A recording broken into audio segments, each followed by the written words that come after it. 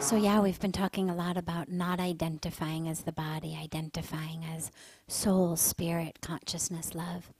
But what about when other people identify us as the body? First, of course, there's the individual level. Oh, you're hot, I'd like to take you to bed. Well, that's an identification with the body. Or, oh, you're really beautiful, you should be the model in my magazine. Again, identification with the body. Or, oh, you're really ugly, I couldn't possibly hire you for this job because... Identification with the body. But she's asking it on a macro level. Those are individual levels. A macro level is you're black, you're white, you're female, you're of this caste, you're of this religion, you're of this socioeconomic status. You're in a group that has to do either with the color of your skin, where you were born, who your parents are, what your gender is, what you in this body have earned and achieved and acquired. And when based on that, we have access to things or we don't have access to things. This is a two-part question because there's an inner answer and there's an outer answer, and they're equally important, and it wouldn't be full if we didn't do both. On an inner level, we refuse to identify as that. So you may see me as body, either on an individual level or on a macro level. But that doesn't mean I have to buy into it. Every woman in this room has had a situation in their life, probably many, in which they've been looked at by a man in such a way that it's very obvious that what he's looking at is just the body. And he's not looking at it with the thought of, God, I'd really like to get to know the soul inside.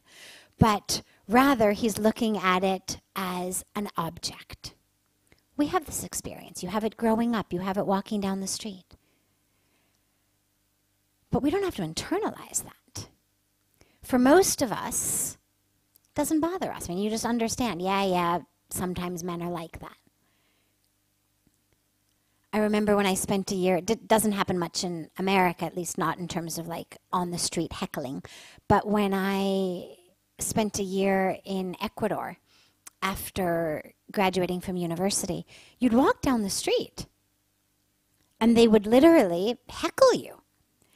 And in the beginning it was upsetting and off-putting and, you know, and then you realized this isn't about me. Goes back to the earlier thing. It's not about me. It's not about who I really am anyway. It's just about my vehicle. It's like someone saying, hey, snazzy, nice new red car. I don't have to buy into it. I don't have to respond. I don't have to feel like a body. I don't have to feel like a sex object. And I also don't have to turn around and slap them. I don't have to respond or buy into this at all. All I have to know is not about me. Because if I'm furious and I turn around and slap them, well, then it was me that they've insulted. I've identified as the being they heckled. And that's why I'm so angry. So the mantra of not me, not me. And the same is true on this macro level. You find yourself in situations. I'll give you a personal example. We've gone to Kailash Mansarovar many times, built ashrams there. On the way, we go through Nepal. Well, in Nepal, there is a very, very, very famous, incredible temple that every time we go is part of the itinerary to go and have darshan at this sacred temple, unless you're white. The rule theoretically is you have to be Hindu, but really what the rule is you have to be brown. And we discovered that by the fact that they would let in all kinds of brown Christians and brown Jews. I mean, it didn't matter. Nobody was checking what your religion was when you went in. Nobody was asked to recite mantras or give their, nothing. There was no qualification to get in. The guards just stood there and everybody poured in, unless you were white, at which point they'd point at you and grab you and pull you out. And I had an interesting personal experience with that, because with us was a man who worked in the Indian government, and when they stopped me, he said, I was fine with it, really fine with it. I was very happy to sit and meditate in the garden while everybody else went in for darshan. He wouldn't hear of it. He was like, this is ridiculous. And he said to the guards, but she's Hindu, she's a sannyasi, for God's sake. She's not even just a Hindu believer. She's someone who has actually taken vows of renunciation in the Hindu tradition. Ask her anything, she'll answer anything. And he says to me, start chanting some mantras. So I start chanting some mantras.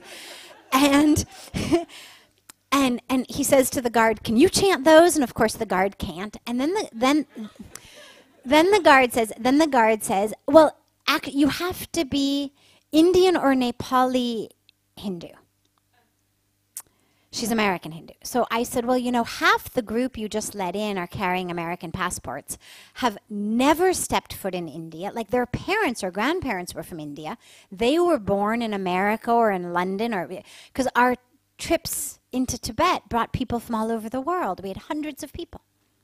And they'd say, well, that doesn't matter, that doesn't matter. He clearly had no answer.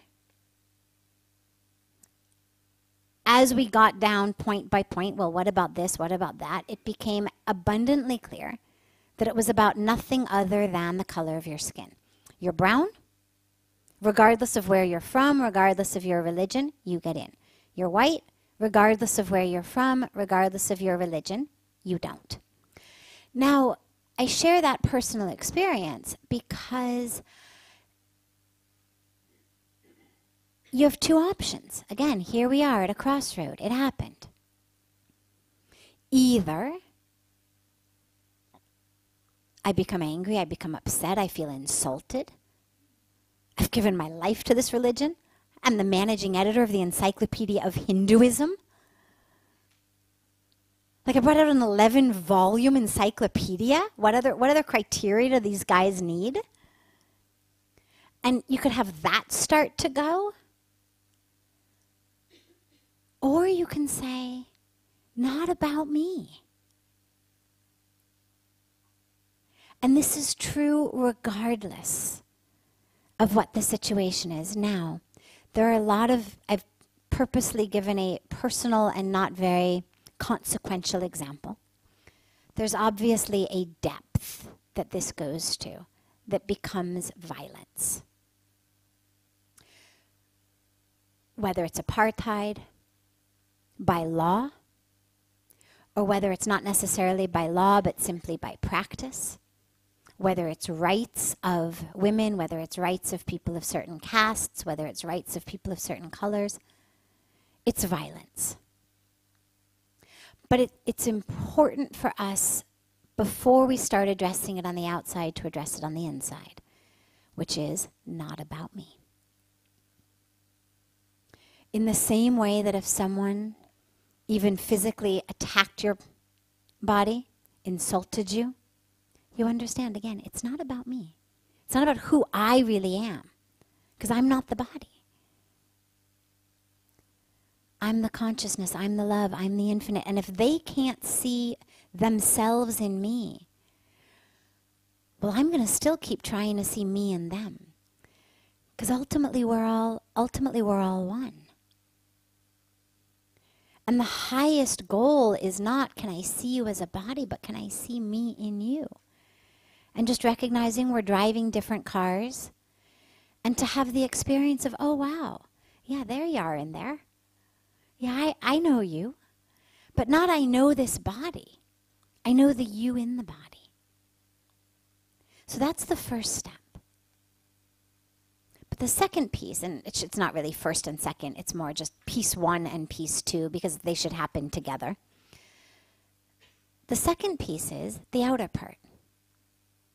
Spirituality is not about, and I repeat this really frequently in here, spirituality is not about how can I be at peace with the problems afflicting the world. It's not about how can I be at peace with the fact that there are children starving to death.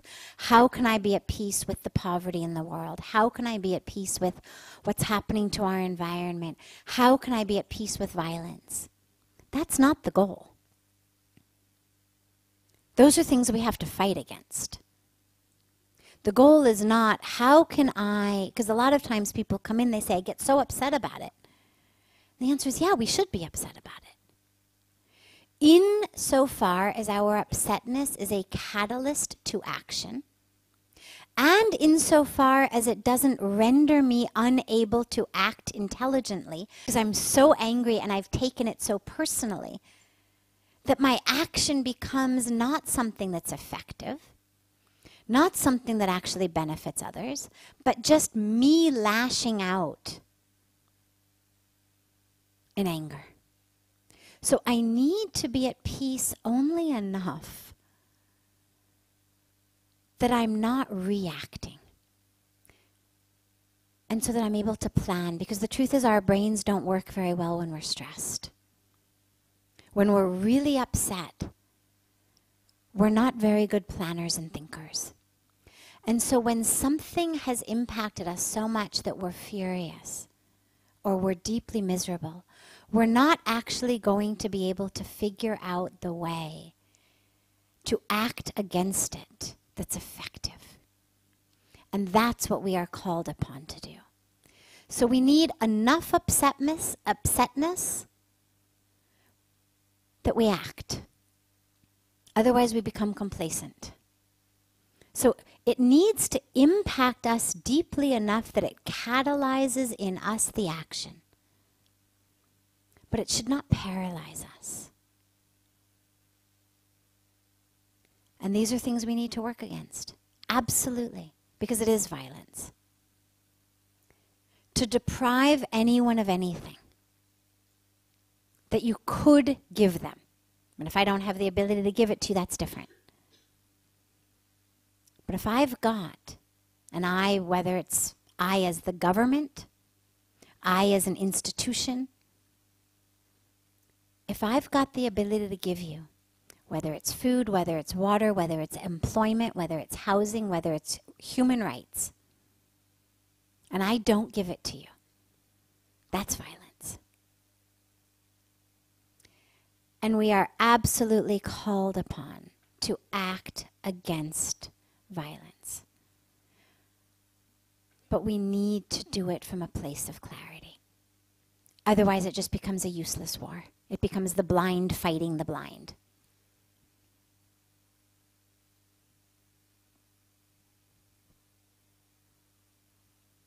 I'll conclude with just another personal story on this. When I first came to India, Pujya Swamiji took me to see some schools in a slum because he's always been very, very committed to education, and we run a whole variety of charitable and humanitarian programs. And coincidentally, after I had come, he'd gotten a phone call from the head of a trust that was running 10 or 11 schools in this slum area, and they didn't have any money. Kids showed up every day. A teacher showed up every day in each of these schools, but they had no money. And the roof was leaking, or there was no floor, there was no electricity, and I mean, there was nothing. And he called to ask Pujya Swamiji if we would sponsor these. So he takes me to go see them. And I had never even seen a movie. I mean, Slumdog Millionaire hadn't come out yet by that point. And I hadn't seen a movie even of what an Indian slum looks like. And we walk in, and it's what slums look like. And we spent the day visiting the schools, and I'm crying. And I cry the whole way back. And when we get back to the ashram, it's dinner time.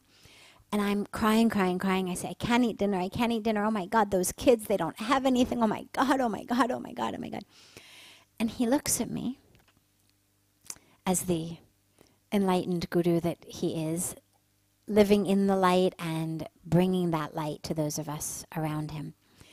He looks at me and he says, are your tears helping those children? And of course I had to admit no. And I said, but oh my God, the kids. Oh. And he looks at me and he says, your tears are only helping your own ego. He said, because you feel like a really compassionate person by how much you're crying and how upset you are. And he says, so you feel good about yourself. Look how much I care. Look how upset I am. Look how deeply I'm impacted. Aren't I such a good person? He said, but don't kid yourself that your tears are helping anything other than your own ego. He said, if you really want to help those kids, eat your dinner, sleep early, get up at 5 o'clock tomorrow morning and start figuring out how to raise the money so we can adopt all 10 of those schools. And that's the teaching.